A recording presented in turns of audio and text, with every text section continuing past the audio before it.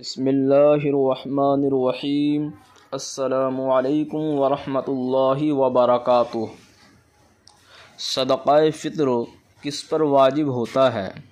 تو علماء کرام فرماتے ہیں کہ اگر کسی مسلمان مرد ہو یا عورت ہو، ان کے پاس اگر 7.5 تولے سونا یا 52.5 تولے چاندی ہو یا 52.5 تولے چاندی کی مالیت کے برابر نقدی ہو یا مال تجارت ہو یا اپنی ضروریات سے زائد اتنا سامان ہو جس کی مجموعی قیمت 52.5 تولے چاندی کے برابر ہو جائے، تو اس پر صدقہ فطر ادا کرنا یہ واجب ہے، ضروری ہے، اور اپنی طرف سے اور اپنی نابالغ اولاد کی طرف سے ادا کرنا ضروری ہوگا، واجب ہوگا۔